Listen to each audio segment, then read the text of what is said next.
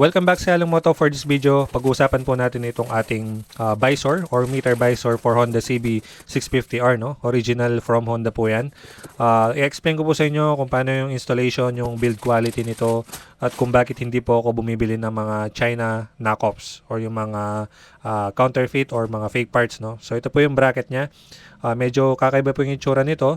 For CB650 2024 model po ito, yung bagong headlight, no? So iba po siya doon sa mga nakikita nyo sa usual na listing sa market, kasi po yung mga usual na nakikita natin, mga knockoffs po sila, no? So dalawang part po yan, pagbibili nyo, isang bracket saka isang visor, hindi po siya isang set. So ganun po sa original. So ito po yung mga accessory na kasama ng visor natin, then yung usual na instruction kung paano makita yung installation guidelines. Then ito po yung mismong visor natin, no? Yung build quality, unfortunately, hindi ko siya mako-compare dun sa mga fake, pero eto, mapapakita ko yung original. So yung original, brush aluminum po yung finish niya dito sa gitna. Then textured black plastic po yung sa gilid, no? Then pagka hinahawakan mo siya, talagang mararamdaman mo yung build quality is napaka-premium, no? So kung nakakita na po kayo ng CB1000R na liter bike from Honda, yung mga panels po niya, ganun po yung finish nito. Napaka-premium kasi yung CB1000R premium bike po yan ng Honda, no? So kumbaga dito sa 650 lineup optional, kumbaga additional yung mga premium accessories niya or panels, no? So ito po yung sa likuran niya, no? Talagang aluminum po yung panel dito sa harapan. Kung mapapansin nyo, may lock dito sa likod. Then merong Honda engraving dito, naka-emboss, no? Actually para siyang molded, no? Ayan, dito sa harapan, napaka-solid. Tapos, explain ko po sa inyo, no?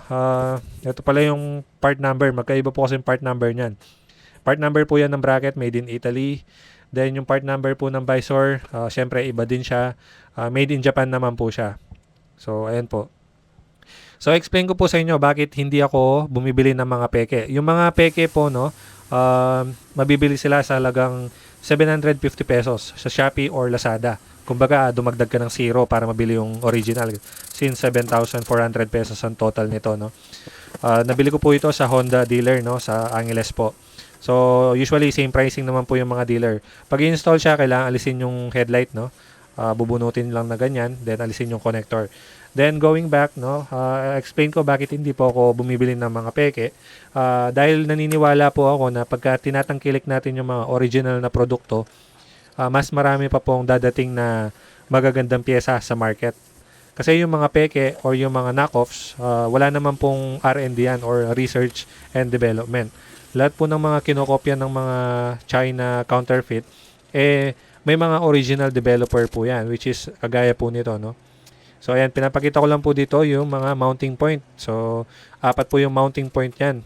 Ganun po yung kinagandaan nito. Kasi yung peke, 2 lang po yung mounting point, which is hindi po siya very sturdy na kagaya nito. So, ayan.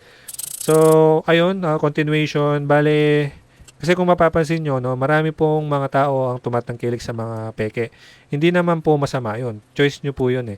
Kumbaga ako po, yung integrity ko na bumili ng mga original, nasa own satisfaction ko po yun. Kumbaga, alam ko sa sarili ko na original yung nilalagay ko na pyesa, confident ako na mas matibay at saka ito na yung pinaka the best na available para sa motor, no? Or kahit ano pa mang bagay yan. So, kung mapapansin nyo po, no, kung patuloy natin tatangkilikin yung mga peke, wala nang branded na product ang magde-develop kasi malulugi sila. Kumbaga, nilabas nila yung product, sila yung nag-R&D, sila yung nag-develop ng mismong design, tapos kokopyahin pero mas mabenta yung kopya. Siyempre, malulugi yung manufacturer ng original, no? So, ang ending nun, hindi na sila maglalabas ng bago. Kumbaga, matitigil or magkakaroon ng impact dun sa pag-invest nila sa next possible product. So, ganun po yung explanation ko. So, ayan, while explaining, no, pinapakita ko po yung mga procedure kung paano yung tamang pag-install dito. So, makikita nyo naman po yan dun sa guidelines ni Honda, no. Bale, straightforward lang naman po ito.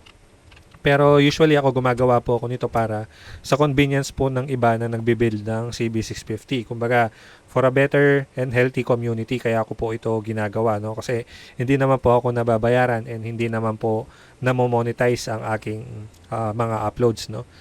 So, ayan po, no? Kung nakikita nyo, tapos na yung installation natin.